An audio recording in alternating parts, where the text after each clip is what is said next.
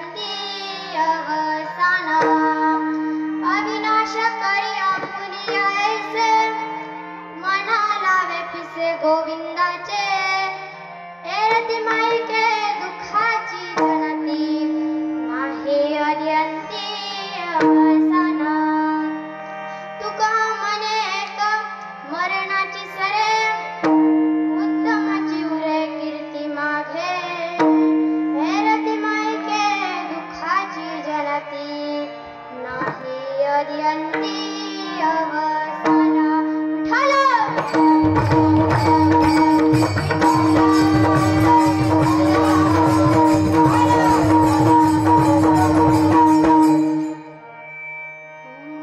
आपुला तो एक देव करून घ्यावा तेने विना जीवा सुख नहे हेरती माईके दुःखाची जनती नाही अद्यंती अवसाना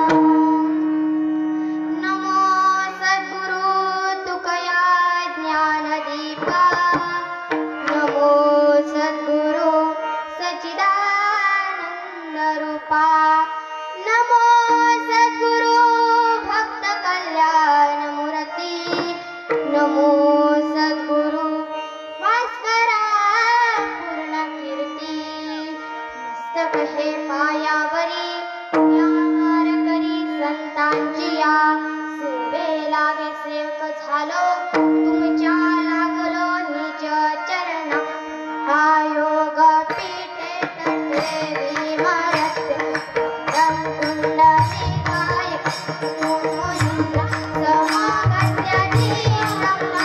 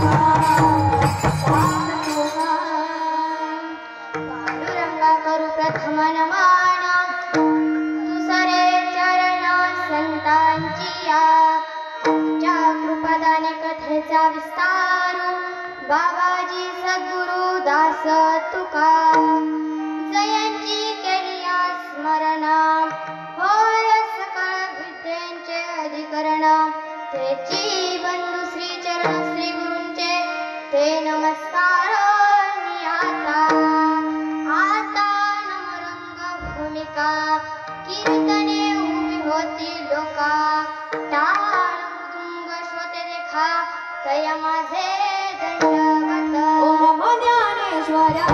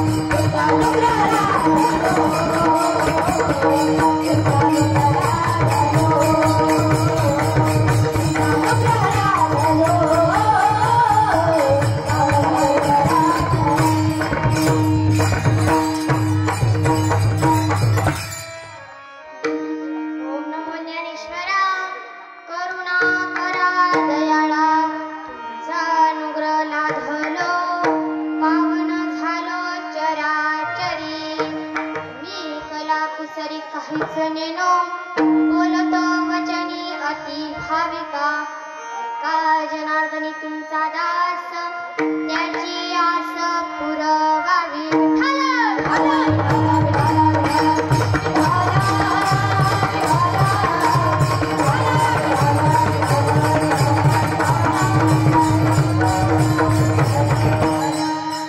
आपुला तो एक देव करुणी घ्यावा तेने विना जीवा सुकन हे रती माईके दुःखाची जनती नाही अर्यंती अवसान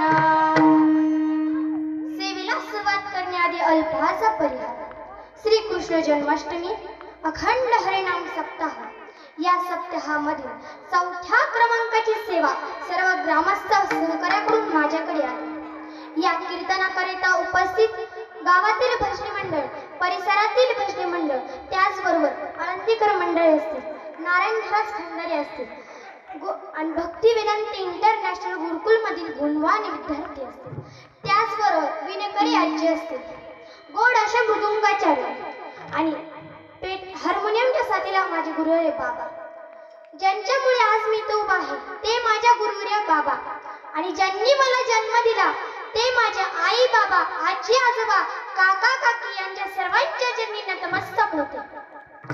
जेव्हापासून मी परमार्थ केला आहे सुरू तेव्हापासून आमचे बाबाच आहेत माझे गुरु आणि इथून पुढे कीर्तन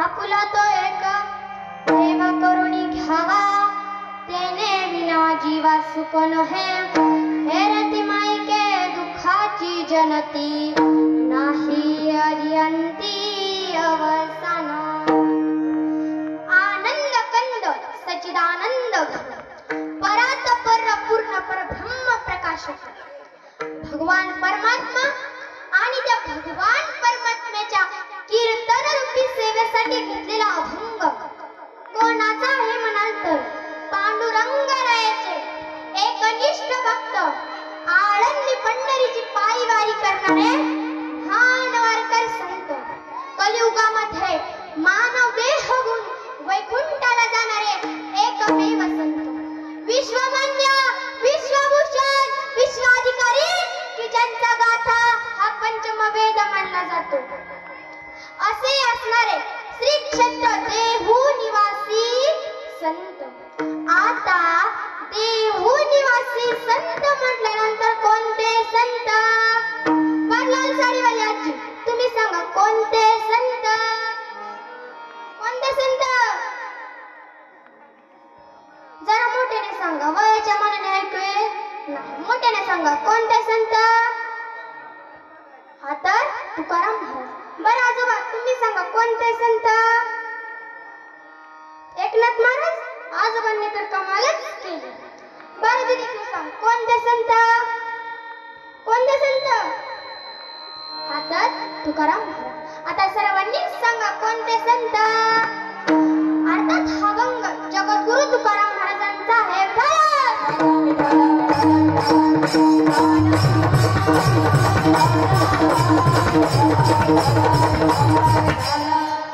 आता एवढे लक्षणे सांगून जर एखाद्या महान भाग्यवंताच्या मुखात जर जगद्गुरु तुकाराम महाराजांचे नाव येत नसेल तर तो महाभाग्यवंत कमीत कमी आपल्या या गावात कीर्तनात ठेवण्याच्या लायकीचा असं तुम्ही म्हणाल.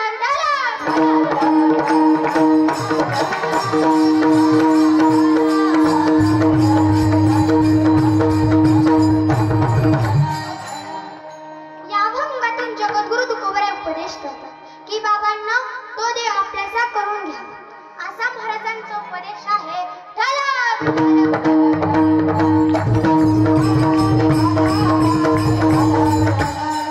आता आपण अभंगाचा सरळ सरळ भावार्थ.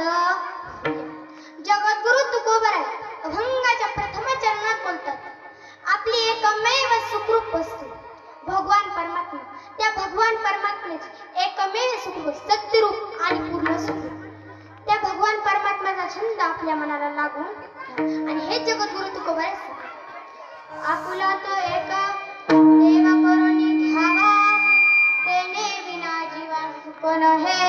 हे रती माईके दुःखाची जनती, नाही अरियंती अवसान.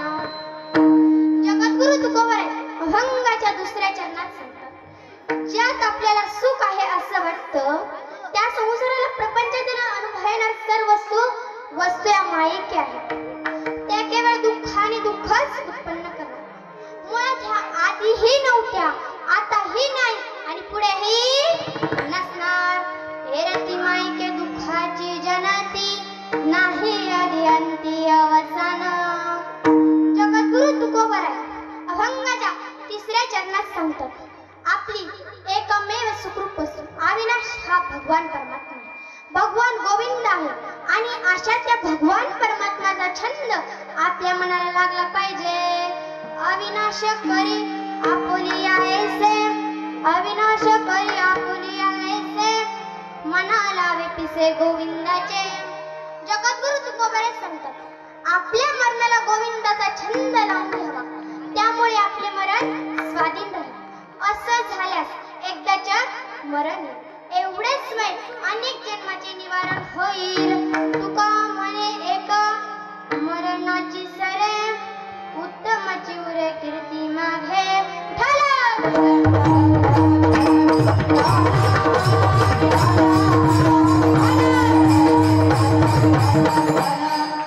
आता आपण अभंगाचा सरळ सरळ भावार्थ. आता आपण अभंगाचा सविस्तर भावार्थ पाहू.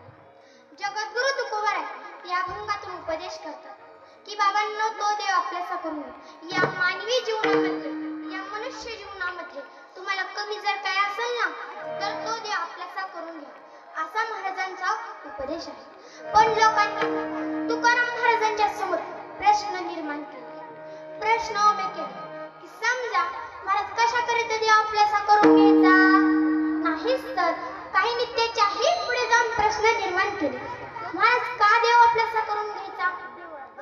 एवढेच नाही तर काही त्याच्याही पुढे जाऊन प्रश्न निर्माण केले.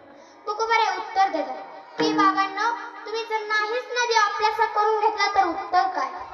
तुम्हाला मरेपर्यंत सगळं जीवन दुःख खातच जगावं लागेल. तुम्हाला सुख नावाची गोष्ट प्राप्त होऊ शकत नाही. तेने विना जीवा सुख नाही. जीवा जीवा जीवा तेने विना जीवा सुख नव्हे. त्याच्याशिवाय म्हणजे देव आपल्यासा केल्याशिवाय जीवाला सुख भेटणार नाही.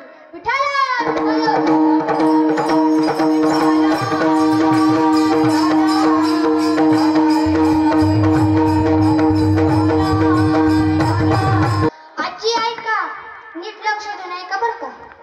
महाराज असे म्हणून थांबले नाही,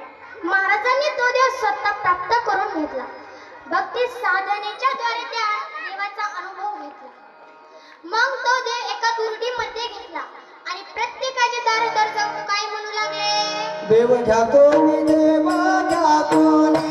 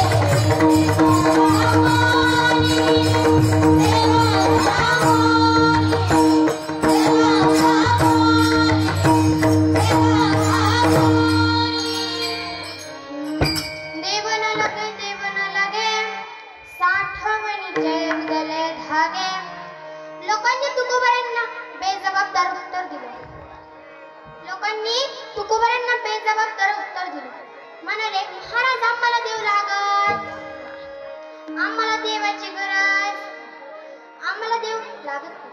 मग तुकोबा म्हणे, आजी ऐका बर का, एक व्यवहार असा, या जगाच्या बाजारामध्ये ब्रँडेड वस्तू, ओरिजिनल वस्तू, खास वस्तू याच गिऱ्हाईक फार कमी, सगळं गिऱ्हाईक डुप्लिकेट. आतमध्ये काही असू दे पण पॅकिंग चांगली लागते.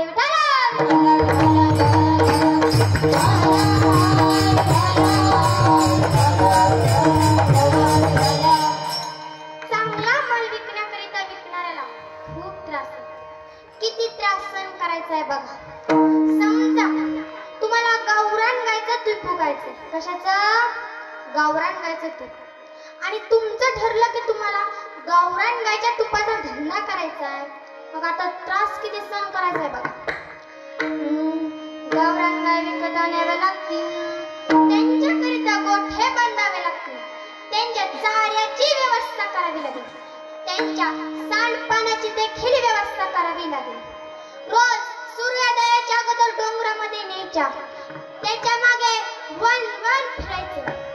आणि नुसतं फिरून जमत तर चालायचं आणि संध्याकाळी गोठ्यामध्ये आणून बांधायच्या. बांधल्यानंतर त्यांना चारा बिरट टाकायचा, पाणी पाजायचं. काही दिवसांनी ती गाय येणार. यायल्यानंतर तिचं दूध काढायचं, ते दूध गरम करायचं, त्याच्यावर जाड अशी साई येऊन द्यायची. बरोबर ना महिला मंडळ? जाड अशी साई येऊन द्यायची. ती साई अलगद काढायची, त्याचं विरझण लावायचं, मग त्याचं दही बनवायचं आणि ते घुसळायचं. घुसळल्यानंतर त्याच्यावर जाड असा लोण्याचा गोळा येतो. ते लोण्याचा गोळा खायचा नाही, त्याचं तूप बनवायचं, ते कडवायचं, त्याचं रवाळ असं तूप निघतं बघा. ते तूप एका भरणीत भरायचं, ती भरणी एका दुरडीत भरायची आणि ती दुरडी डोक्यावरती घ्यायची आणि प्रत्येकाच्या दारादार जाऊन काय म्हणायचं. सकाळी 7 वाजल्यापासून गेले दुपारी 1 वाजले आणि घसा सुजेपर्यंत ओरडायचं. काय म्हणायचं? तूप घ्या, तूप, तूप घ्या, तूप. पण सगळी लोक सकाळी 6 वाजल्यापासून गेले, दुपारी 1 वाजल्या, नंतर 2 वाजल्या. वाटेत काही महिला मंडळ बसल्या होत्या. त्या एकत्र आल्या. त्यांनी त्या बाबांना बोलवलं. बाबा, कसं किलो तूप आहे? मग त्यांनी त्याची प्रस्तावना सांगायला सुरुवात केली. एवढी लांबपर्यंत प्रस्तावना की त्याला तेल मीठ लावून फिरवावी लागते. तूप घ्या, तूप, म्हशीचं तूप, गावरान गायचं तूप आहे, पिवळं धमक तूप आहे, रवाळ तूप आहे, आईची शपथ चांगलं तूप आहे, ज्या गायची तूप आहे त्या गायची शपथ चांगलं तूप आहे, बायको पोराची शपथ चांगलं तूप आहे, देवाची शपथ चांगलं तूप आहे. तूप घ्या, तूप. सकाळी 6 वाजल्यापासून गेले, दुपारी 1 वाजता. एवढी प्रस्तावना सांगितल्यानंतर एक आजी येते. ते म्हणतात, बाबा, कसं किलो दिलं तूप? मग तो म्हणतो 1000 रुपये किलो. मग आजी म्हणतात 500 ने नाही का? मग तो म्हणतो, आजी घ्या, पण कोणाला सांगू नका.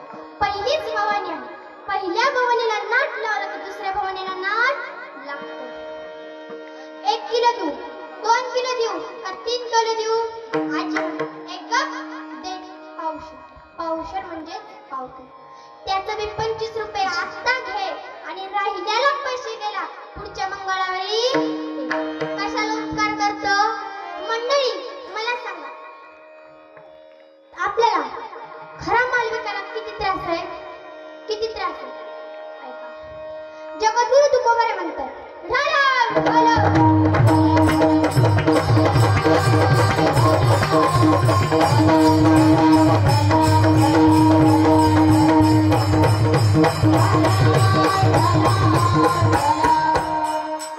माल चांगला आहे, पण वाईट माल विकायला वेळ लागतो.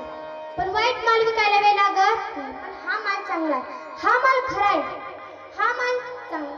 काही जण गावाच्या बाहेर जाऊन उकरड्या शेजारी एड्या बाबळे खाली काही जणांना लागलाय. लागलाय अहो त्याचं बी उदारी चालत त्यात पण लोक पाणी टाकून पितात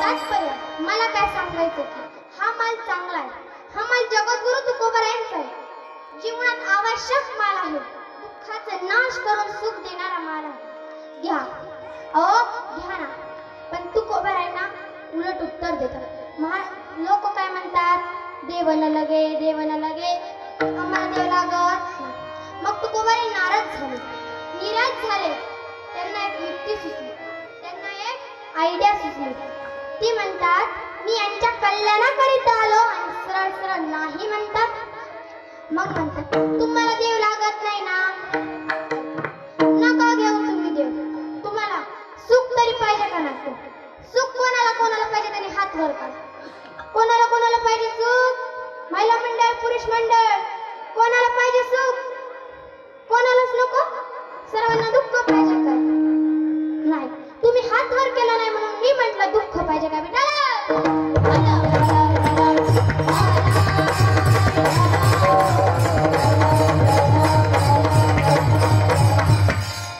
पण सुख सर्वांना पाहिजे म्हणतात तर आम्हाला सुख हवंय सुखाची आम्हाला गरज आहे सुख कोणाला नको तर तुकोबारे म्हणतात आता कशावर लाईनीवर आलो इतक्या उशीर झालं म्हणतो देव घ्या तर सगळी म्हणतात नको आणि सुख म्हटलं की तर सगळी म्हणतात हो तुकोबारे म्हणतात अरे बाबांनो देव म्हणजे सुख आणि सुख म्हणजे देव आहे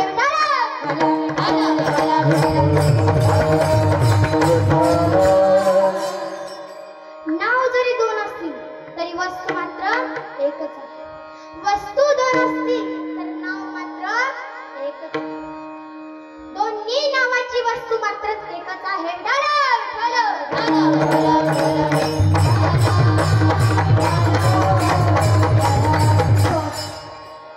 साधं उदाहरण तुमच्या डोळ्यासमोर दिवा आणि प्रकाश शब्द किती आहेत बोलत चला मला कसं कळणार तुम्हाला समजतंय का नाही मी बोलायची तुम्ही ऐकायचं बोलत चला शब्द किती आहेत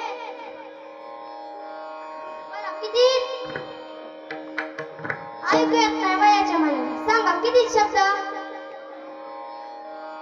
किती तीन कोण म्हणाल डबल सांगा शब्द किती आहेत तर दोन आणि वस्तू किती आहे कोण म्हणाला दोन अहो वस्तू आहे शब्द दोन आणि दिवा आणि प्रकाश दिवा विजला आणि प्रकाश तसाच राहिलाय का कधी या कलियुगामध्ये अहो दिवा विजला ज्या क्षणी प्रकाशी संपला त्या क्षणी आणि हे जगद्गुरु तुकोबराय आजच्या अभंगाचा प्रथम चरण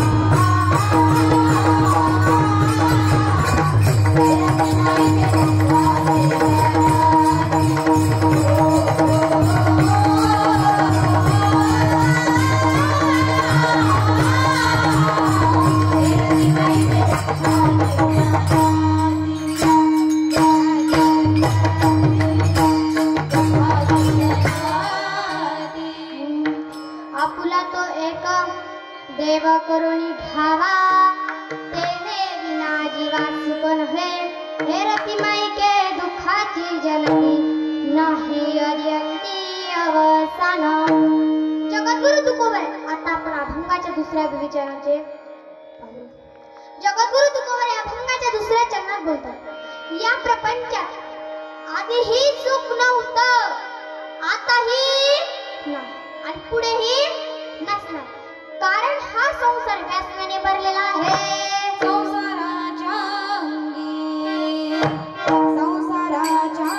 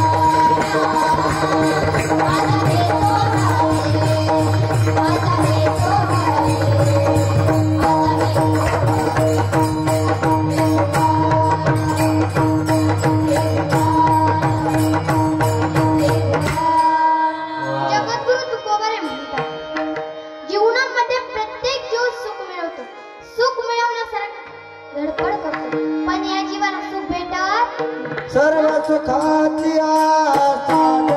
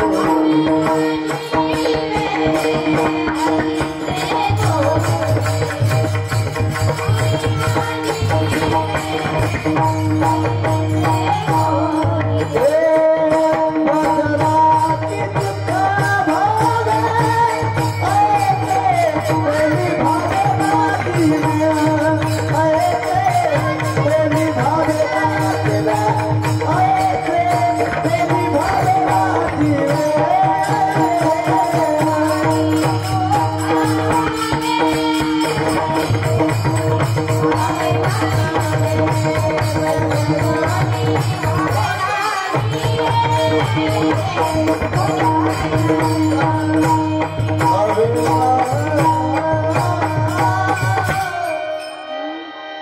लागे दुःख भावे ऐसे कोणी भावे ना जीवे न वंचित दुःख पावे येणे ना संभवे स्वतंत्रता महाभारतात सिद्धांत आहे दुःखात उद्वेजती सर्व सर्वस्य सुखमिस्फुटम दुःख कोणास नको सुख मात्र सर्वांनाच पाहिजे हो काही ना कपडे नसतील तरी चालेल काही ना घर जमीन गाडी बंगला नसेल तरी चालेल काही जण तर बायको शिवाय जीवन जगतात अहो काही ना तर देव सुद्धा नको आहे तुकाराम महाराज वर्णन करतात देव धर्म सांगी पडेले सकळ विषय गोंधळ गाजत असे लोकांना देवाचं घेणं देणं पण सुख मात्र सर्वांनाच पाहिजे महाभारतात कुंतीने श्रीकृष्णाकडे संकट येऊ दे असे मागितले पण त्याही संकटाचा अर्थभाव होतो त्या संकटात श्रीकृष्ण धावून येणार व त्याचे दर्शन होणार विपदा संतुन शैश्व तत्र तत्र जगद्गुरु भवतो दर्शनं यस्याद पुनर्भव दर्शनं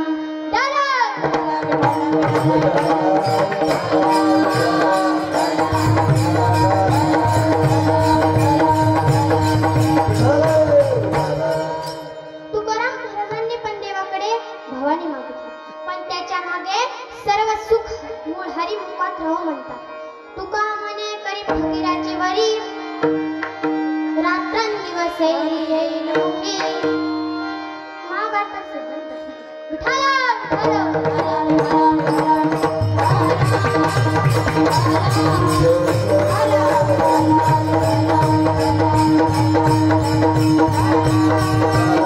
मी तुम्हाला एक दृष्टांत सांगते म्हणजे तुमच्या लक्षात एकदा एका शाळेची तपासण्या करण्याकरिता साहेब आले होते आणि अचानक एका वर्गात घुसले शिक्षक पुस्तक वाचत होते वर्गात विद्यार्थ्यांचा गोंधळ चालू होता साहेब आत गेल्यानंतर सर्वजण शांत झाले साहेबांनी एका मुलास विचारले 9 त्रिक किती त्याने उत्तर काय दिले 9 त्रिक 10 साहेब नाराज झाले व दुसऱ्यास विचारले त्याने उत्तर दिले 50 तिसऱ्यास विचारले त्याने उत्तर दिले 100 असे 60 विद्यार्थ्यांनी वेगवेगळी उत्तर दिली साहेब नाराज झाले व शिक्षकास लाल चेहरा व दुसऱ्या वर्गात निघून गेले शिक्षक 9चा पाढा फळ्यावर शिकवत होते साहेबांनी 9चा पाढा फळ्यावर पुसायला लावला व एका मुलास विचारले 9 त्रिक किती त्याने उत्तर दिले 27 दुसऱ्यास विचारले त्याने उत्तर दिले 27 तिसऱ्यास विचारले त्याने उत्तर दिले 27 असे सर्व विद्यार्थ्यांनी एकच उत्तर दिले साहेबांनी विनोदाने एका मुलास विचारले 9 त्रिक 28 का नाही त्यातला एक विद्यार्थी पकवाजासारखाच हुशार होता तो म्हणाला साहेब 9 त्रिक 28 होतील पण ते तुम्हाला दर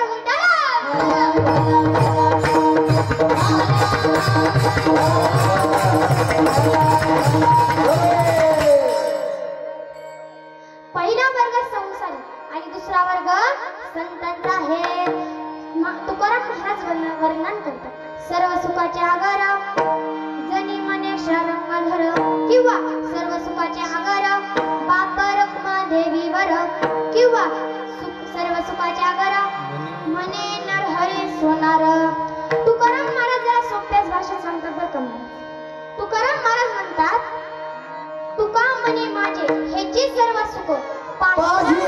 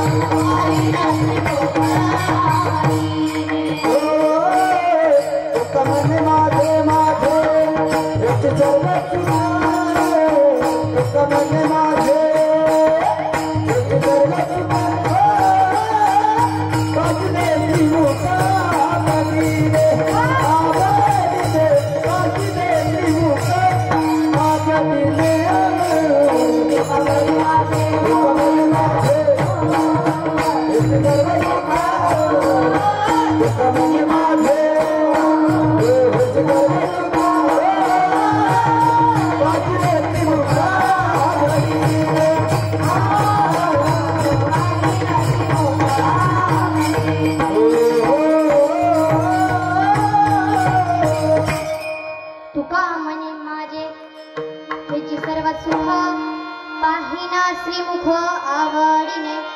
तात्पर्य सुख म्हणजे देव आणि देव म्हणजे सुख. मंडळी झोपल्या नाहीत ना तुम्ही? बरं आता बरं खऱ्या अर्थाने सुख कोठे मिळतं वा? कोठे मिळतं? बरं आजोबा तुम्ही सांगा कोठे मिळतं? खऱ्या अर्थाने सुख की तुकाराम महाराज वर्णन करतात. सुख हे जे ठाई रूपाई संतांची या किंवा सुख रूपाई साधूजा कोणी सांगा माझ्या पांडुरंगा सारे का. तुम्हाला एक दृष्टांत सांगते. एकदा एक हार आकाशात फिरत होती. तिने खाली पाहिलं तर तिला 9 रत्नांचा हार दिसला. तिला असं वाटलं काहीतरी खाद्यपदार्थ आहे म्हणून तिने खाली झडप पडली व ती हार घेऊन निघाली. नदीच्या कडेने जात असताना नदीच्या कडेला खूप मोठी मोठी झाडं होती. त्या झाडांच्या फांद्या नदीवर आल्या होत्या. तो हार त्या फांद्यात अडकला. ती घाट पुढे निघून गेली. थोड्या वेळाने तिथे एक मनुष्य आला. त्याला त्या हाराचे प्रतिबिंब त्या पाण्यात दिसले. त्याने ताबडतोब कपडे काढले. ढवात उडी तर काय लागले? वाळूचे खडे. पुन्हा उडी मारली तरी काहीच उपयोग झाला नाही. असे बरेच येऊन गेले तरी त्यांना हारासाठी हारच मिळाला. शेवटी एका मनुष्याने विचार केला या सर्वांनी प्रयत्न करूनही ह्यांना हार मिळत नाही. बहुतेक तो हार पाण्यात नसावा. म्हणून त्याने सहज इकडं पाहिलं तिकडं पाहिलं खाली पाहिलं. त्याची सहज नजर वर गेली. त्याला तो हार वरती दिसला. त्याने तो हार घेतला देखील. मला सांगा तात्पर्य पाण्यात हार दिसायला होता की असायला? कशाला होता? हा तर दिसायला. परंतु पाण्यात हार दिसायला होता. तो पाण्यात दिसायला होता परंतु पाण्यात नव्हता.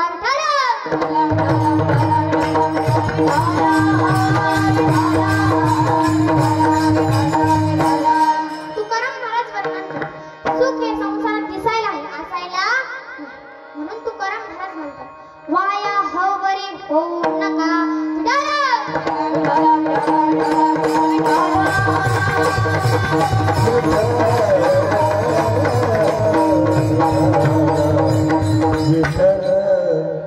तुकाराम महाराज एका ठिकाणी वर्णन करतात माझ्या जीवनातील विसावा हा तो श्रीकृष्णच आहे. तो मला माझ्यापासून कधीही वेगळा करू असा वाटत म्हणे माझा श्रीकृष्ण विसावा.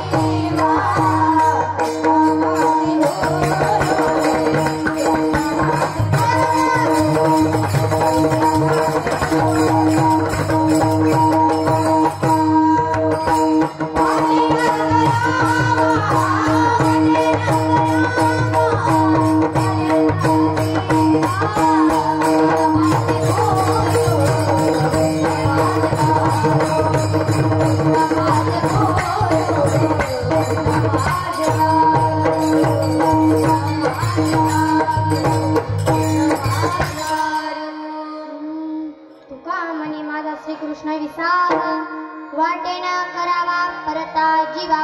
जगद्गुरु तुकोबाराय अभंगाच्या दुसऱ्या चरणात तुम्हाला या प्रपंचात सुख भेटणार कारण या संसारात आधीही सुख नव्हतं आताही नाही आणि पुढेही नसणार. कारण या संसारात फक्त दुःख आणि दुःखच पडणार आहे. आणि तुकाराम महाराज अभंगाच्या दुसऱ्याच्या येरते माझी बंदाची गालाची ओ दुपाची गालाची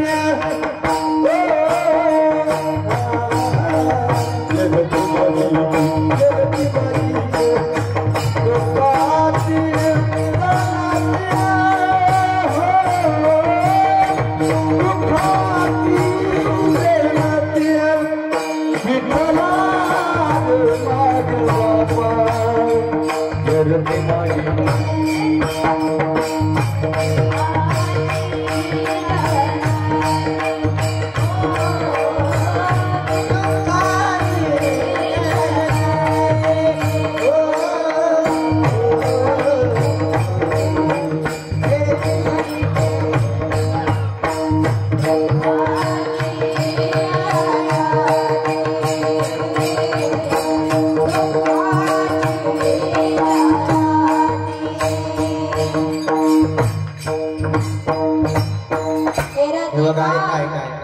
गावकऱ्याचं म्हणण्याप्रमाणे तुम्हीच म्हणा नाही आधी अंती अवसान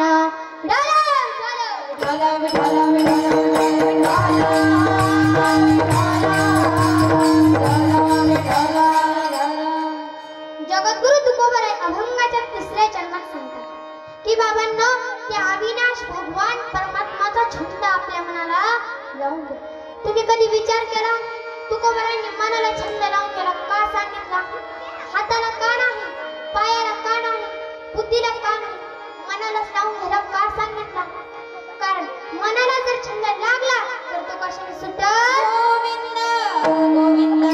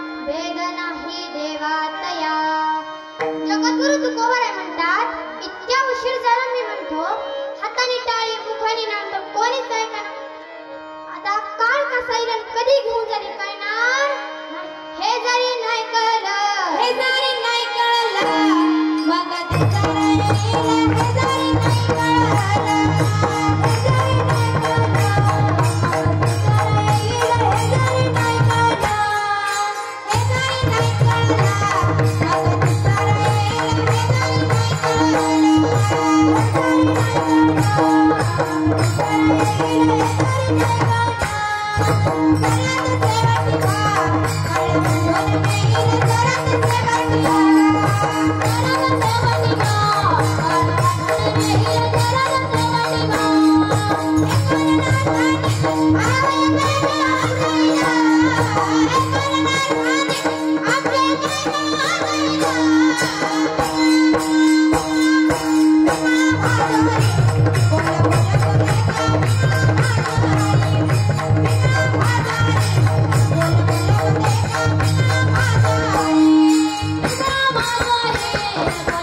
Thank you.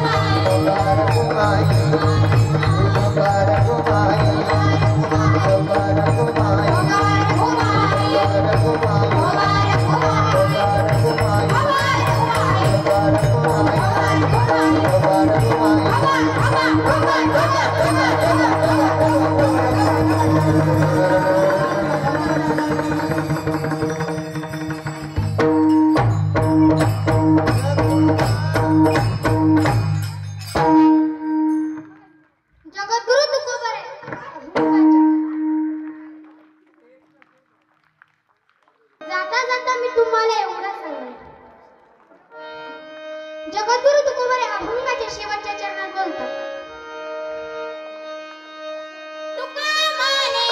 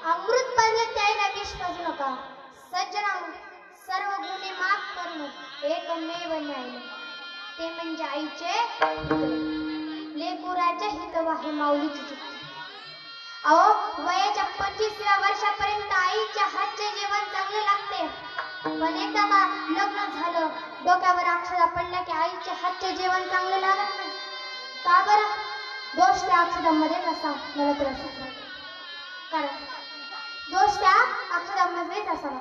कारण जेव्हा तू लहान होतास तेव्हा तू आईचे कुसे होती. आता तू मोठा झालास तर या भूतलावर तुम्हाला एक दृष्टांत सांगते म्हणजे तुमच्या लक्षात येईल.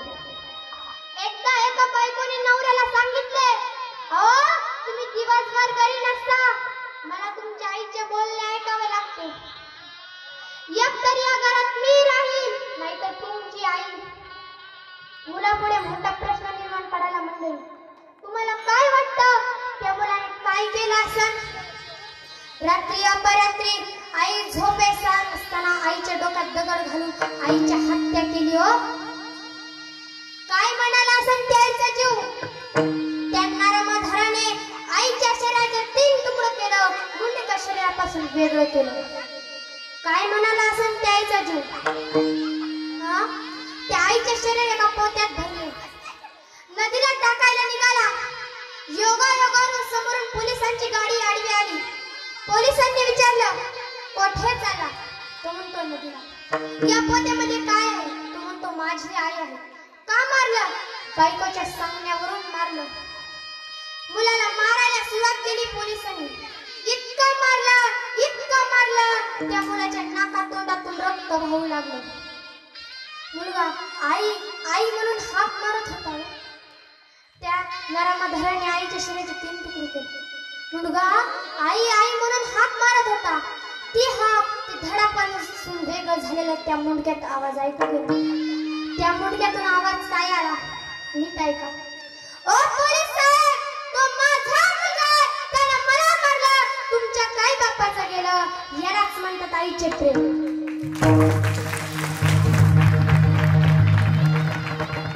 पुन्हा एकदा सर्वांचे दर्शन. पवित्र अशी तुळशीची माळ गळ्यात घाला. आपल्या आई वडिलांना वृद्धाश्रमात ठेवू नका. आळंदी पंढरीची पायवारी करा. ज्यांनी माझा आवाज सहजपर्यंत तुमच्यापर्यंत पोहोचवला ते आपले माईक सृष्टीमारे काका दादा यांचे मनापासून आभार मानते व सेवेला पूर्ण मानते. जय विठ्ठल जय जय.